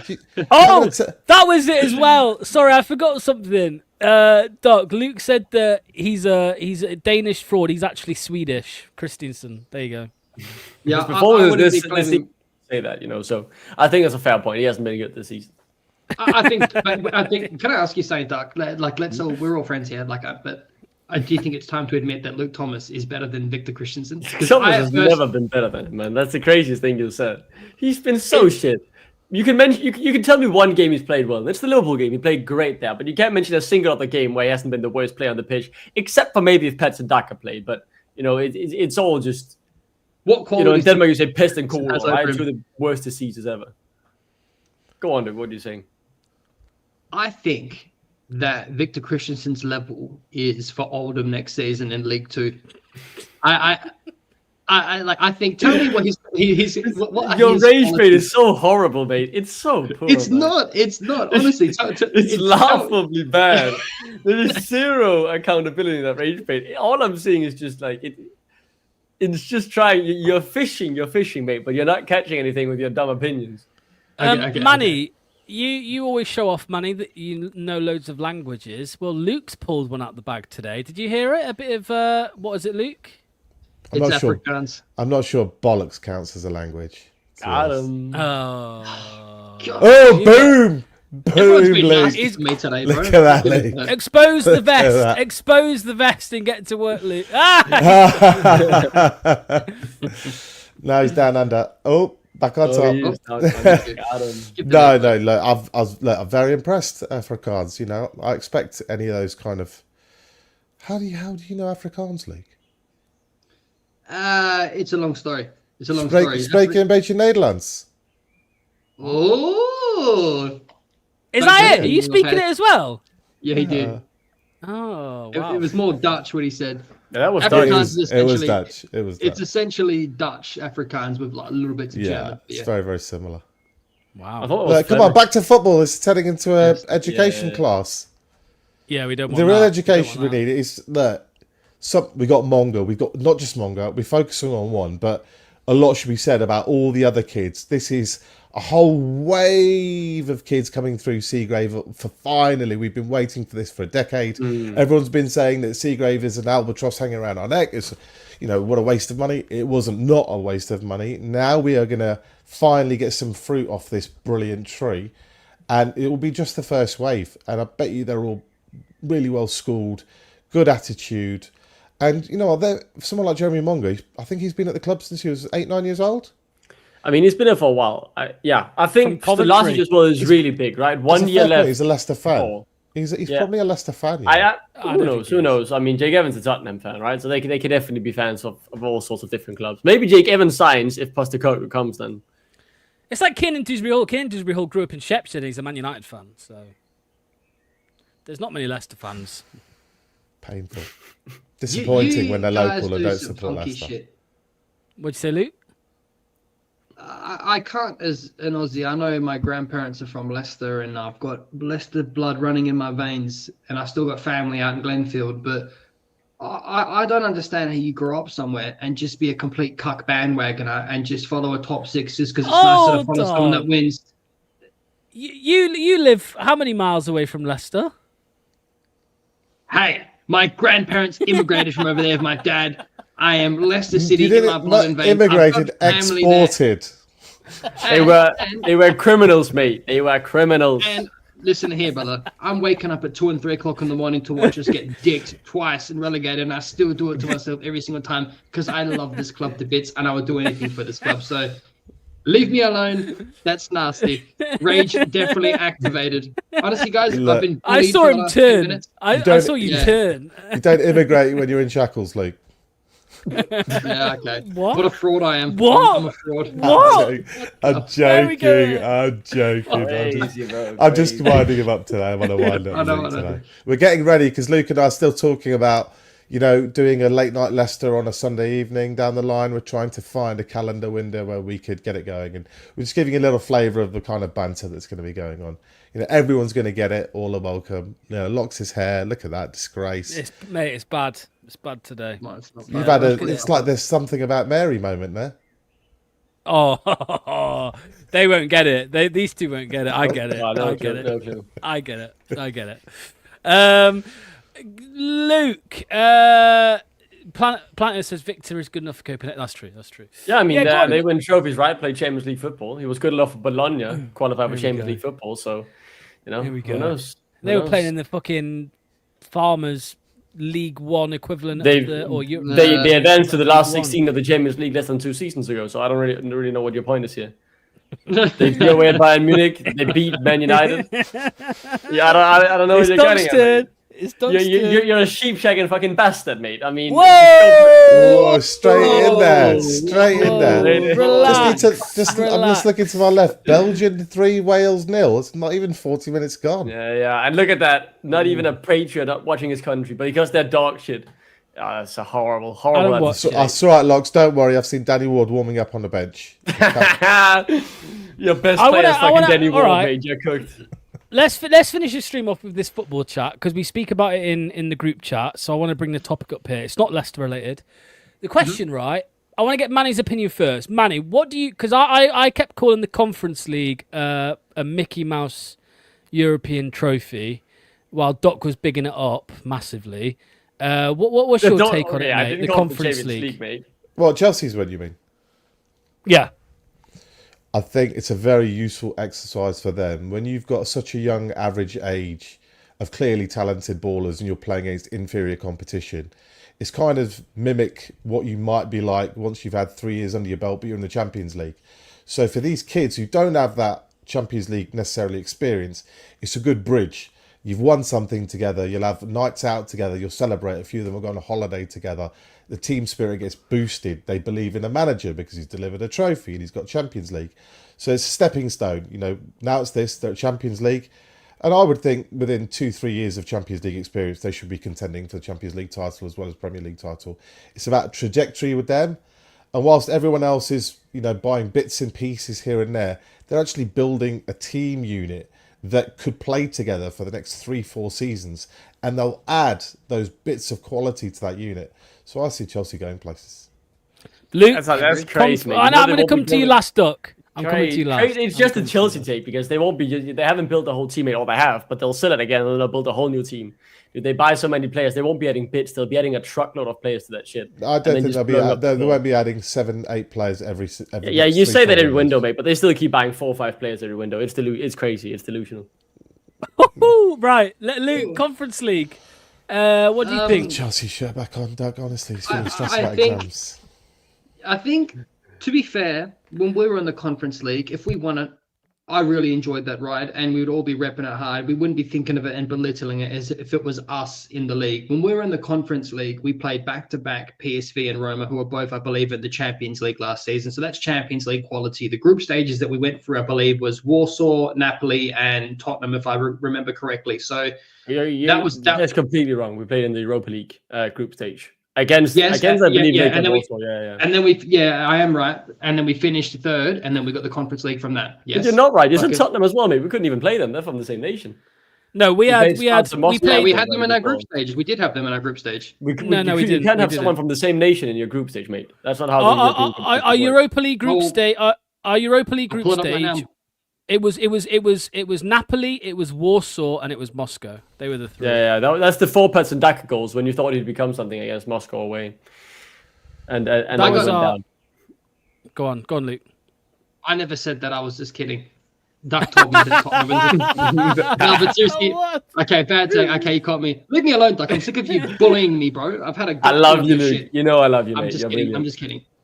That's a bad take from me. But anyways, I was nearly there. But no, but to finish my point though, I do think that the Conference League, like if it's you and it's in the Conference League, you're enjoying it. I think that those games we had right at the end were very, very, borderline Champions League quality. You could say they both were in the Champions League, PSV and Roma. They're good teams, and I think that there's nothing wrong with the Conference League. I don't hate on it like other people do. If your team's in it, you're getting well up for it. If you're someone outside the top six. Why is everybody hating on it? It's just like you just add it to your competition. You're in a competition, whatever competition you're playing, whatever opposition you're playing, you want to win. If you beat up a bunch of crap opponents like we did in the Championship last season, it builds confidence, it builds team unity, it helps. It'd be even worse if they didn't win it. Then you're really going to get everybody shouting and screaming, saying, "What the hell are you doing?" Guys done a great job. If they said they win their European trophy, they finish fourth, they would have taken that at the start of the season. You've seen already, they've already started making movements in the transfer window. They're not messing about. They will sign bits of quality because they've got stupid amounts of money and they're willing to bend PSR rules to the limit, which surprisingly a lot of other clubs don't seem willing to do. And that's something I think we're going to get into down the line, is how come Chelsea are willing to sell their women's team to themselves for a hugely inflated price and other teams don't. And we've got a women's team. In theory, we could sell the women's team to ourselves for £50 million and say it was legitimate. Stick that on your PSR bill. Don't get a 12-point deduction next season. So, yeah. Go on. I think the only reason Doc's bigging up the Conference League is because Chelsea beat Copenhagen on the way to the trophy. No, to be honest that's with you. I think the thing for me is, I think as someone outside the top 5 leagues, I think it's great we see these. There are bigger teams in smaller leagues who are genuine good teams who then get to play good competitions and actually have a shot at advancing further, because what is the bar for success for Copenhagen in the Champions League? It will be making it out of the group stage. They've done that 2 times. They played Chelsea once, City the second time, lost both times in the round of 16. But in the Conference League, if they should be able to aim for a semi-final or quarter-final, and they'll be playing someone like Real Betis, who doesn't as well have a realistic chance of winning the Champions League, but it's still high quality football with some especially exciting youngsters in these teams who you'll get to watch before the rest of the world really do. And I have to say as well, every team earns their place there, right? I think RC Lens with Will Still, they failed to qualify to the Conference League group stage or league phase this season. They got knocked out by some team you've probably never heard of as well. And I mean, that just goes to show, just because they maybe don't have the biggest name doesn't mean there aren't talent and good football in there. And I think many people just look at the names and say, I don't know them. You guys, if you had a choice of playing in that competition alongside your Premier League status or not playing in it, would you rather play in it or not play in it? I'd rather play in it. I'd rather play in the Europa League. Of course you would, but you'd rather play the Champions League because they give you a shit ton of money. Play in the World Cup, but it's not. You can't do that. You're stupid. I just don't like how. I don't like how Chelsea fans have been saying, "Oh, we've completed the set because we've now won every European competition." But for the thing is, for Chelsea, it's embarrassing because they should never be in that competition in the first. Exactly. Right? No, but there is a purpose for that competition, though. Because if you keep having the same old teams playing whatever level of Europe, I know there's a big disparity between Champions League and Europa League in terms of revenue, crowd sizes. The whole interest in the game is completely different. But if you just have the same old teams playing in these big competitions. And now they throw in the Club World Cup where these clubs are going to get another 100 million. And in the PSR system, their budget is going to be so much bigger because they're getting all this extra revenue from Club World Championships and European matches that teams like ours regularly won't be getting. You have to try and bridge that gap somehow. So having a lower tier European competition does make sense. It keeps people engaged, keeps players engaged, it keeps fans engaged. It stops fans watching other people's teams during the week because your club's playing, for example. So it's all kinds of reasons for having it. And do you know what? I think fair play, win it. You don't want to play it in every season, of course, but it's better than winning nothing. I mean, I was excited about our Mickey Mouse competition. I was actually pretty annoyed we didn't go on and win it. I thought we were pretty harsh, that we got a pretty tough draw compared to some of the teams. Like, look at Chelsea, played nobody to win that competition. Didn't we lose to Was it Roma? Was it Roma or Roma, Napoli? yeah, Roma. Roma, we Roma, lost. yeah. In the end. We're Yeah. playing Roma But I think in the that's Mickey because Mouse of the- League. That's that's because of unbelievable. the And Chelsea had Copenhagen. It's terrible. That's due to the change, though. easy. From no longer play the third in your group, no longer gets you down to the lower level of European competition. So the general level, you could say, has been lowered of the Europa League and the Conference League in the knockout stage because of the fact that there won't be teams trickling down from the upper European competitions. Right. That's it. Tomorrow night at 7 p.m. Oh, I'm looking forward to this one. We have the scouting report. It's back finally after 6 months. We're going to start with the forwards, then we'll do one the week after with midfielders, and then we'll move to the defenders. But tomorrow, it's the important one with the loss of Jamie Vardy from the squad. We do need a striker, and that's what we're going to be talking about. Lawrence Shankland. Fuck it out. So yeah, no spoilers, Manny or Duck. They'll find out in less than 24 hours. I've been cooking up someone who's not Danish as well. There's a question that goes around in our chat group, which is, like someone like myself says, you can make it so easy. Just do your scouting properly, right? Oh, make it sound so easy. Just do your scouting right, and everything gets sorted. But apparently, doing your scouting right is harder than I believe it is. So rather than saying that's the problem, I always try and say, look, there's the problem, but here's also solutions to that problem. So tomorrow we've tried to go through, not finding players. We're not trying to look for Vinicius Jr. or an overinflated Joe Bellingham. We're trying to find players who are none of you will ever have heard of. A lot of like them cost, Shankland. That's not my pick. A lot of them are under. A lot of them, I'd say, the most of mine are under £1 million. I'd say all of them are under 24. None of them are older than 16. I think you guys are wasting your youngest time. I think all of your options and picks, so talk over you, but just before we wrap this up, I think all of you guys should be picking people that are on freeze or out of contract, because you're going to spend all this time doing these things. We might not be able to sign them even if because of the rules. Do you know what I mean? We'll be able to, the transfer embargo, if there is one, it won't be as strict as that. Like if there's a player for 500 grand and we sell, fucking Bilal El Khanous, yeah, then you'll be able to make those types of signings. It's just that if we went to the EFL and said, we want to sign this player for 10 million, they might turn around and say, nah, that ain't happening. So, Doc's not got a Dane. Doc's not got a Dane. I've got a Dane. I've got a Dane for tomorrow. I've got a Dane too. Oh, okay. That's okay. I thought you just said he hasn't got a Dane. Yeah, I thought he said he did say he didn't have a Dane. He did say he didn't have a Dane. There was a chance I didn't have a Dane, depending on who I ended up picking, but we'll see it tomorrow. We'll see for those in the chat for those in the chat asking, I am working on my own fast twitch list for all positions: defenders, fullbacks, wingers, midfielders, strikers, forwards, tens, whatever.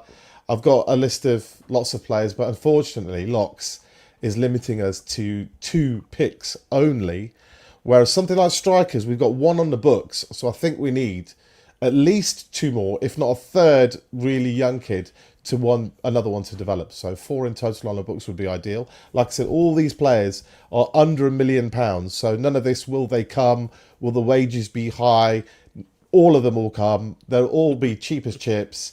The question is, can we do what we did a long time ago, do good quality bargain hunting? And yeah, don't worry, Manny. You're saying that we need 2 strikers, or 3. We're going to be talking about 8. We'll have 2 each, so there'll be 8 strikers spoken about tomorrow. So don't worry. 6 of them will be poor. 2 of them will be good. Shut up, you twat. Right, we're going to end it there. Oh wait, what did DP ask? I think he asked a question. Let me find it. Fast twitch fiber. I think. Well, Manny's definitely have fast twitch fibers. So, right. Luke, thank you for getting out of bed at 2 a.m. to come and host the call-in show, mate. What a legend. Thank you so much. You're welcome, sir. What a guy. People loved the Danny Ward crash out. If you missed it, Manny or Duck, you need to go and watch that back. Yeah, cheers to Manny as well. Cheers to Andreas. Cheers to all of the callers. Caller of the day, Luke, you've got a pick, mate. Who's caller of the day? Shit. Shit. Fuck. I'm going to go Ryan. Ryan. Okay, there you go. Caller of the day for Ryan. Did you just drop one on stream? Yeah, did somebody just fart? That was Luke. I did it like an early AM fart. Like there's all kinds of fragrances knocking up. This has been such a live stream. Manny's been wanking over PSG before he went on, and now we're shitting on air, man. This is horrible. And Duck's had 1 beer. You could tell. I've had he's getting excited. He's getting excited. He starts getting chirpy when he's had half a beer, isn't it? Let me just quickly finish it with this. I got to tell you guys something. I need to get something off my chest because it was quite a stressful day yesterday. You just got something on your ass, mate. I had Thai Sunday night. So yes, it was Monday yesterday for me, right? And the client, I was like, I had the machete man something fierce on my stomach, bro. Like I had to shit something up awful, and it was the second pull of the day when you've had chili. You know, that's always the bad one, the one that sounds like you're getting the last bit of tomato sauce. Right, that's enough. That's fun enough. Right, we'll see. You will hear this story. It's the last bit of tomato sauce in the bottle, bro. I came out, right, and I thought the client left, and I'm like, bro, this is my chance. I've got to go. So the client's out the driveway. I'm straight in, and I'm just like, right, safe. I put the fan on, disguise the noises, and then as soon as I came out the toilet, man, she was right there because she forgot to do some laundry, and I came and she smelled everything. And I was just like, I'm so sorry. I thought you'd left, and she thought it was funny, fortunately. So I had done a proper grog hog in there. So since you just started, I'll share this gem with me. I remember years ago, I went to a club, quite a nice nightclub in New York, Manhattan, and they had a very strict 50-50 ratio of boys and girls and the unisex toilet with one cubicle, and my mate was busting to go for a you-know-what's it. Just end and the live. The whole room stank, and standing outside the door, as soon as he got out there, was like the hottest girl you can imagine. And he went bright red as she walked in and witnessed the hell that he had unleashed on the poor toilet. Absolute genius. I'm sorry to anybody who does eat their dinner at this time of night in the UK. I apologise in advance. Anyway, Doc, have you got any shit stories to share at all before we end, mate? No, you all good? He had 3 beers and said 3 beers. I haven't had any beers, mate. I've just studied statistics. You know how tiring that is to your brain. Of course, I'm gonna come on here and chat some shit after reading fucking statistics all day. He's a Danish student. He's definitely crapped his pants after a few beers somewhere. Oh, fuck's sake. Right, that's it. Right, guys. Lux is stressing hard. Look at him. He's end the live stream, Lux. Press the end button. Lux, can I tell a story about me pooping my pants? No, next time. End the live. End the fucking live. That's it. 7 o'clock tomorrow. 7 o'clock tomorrow. Scout Report. See you.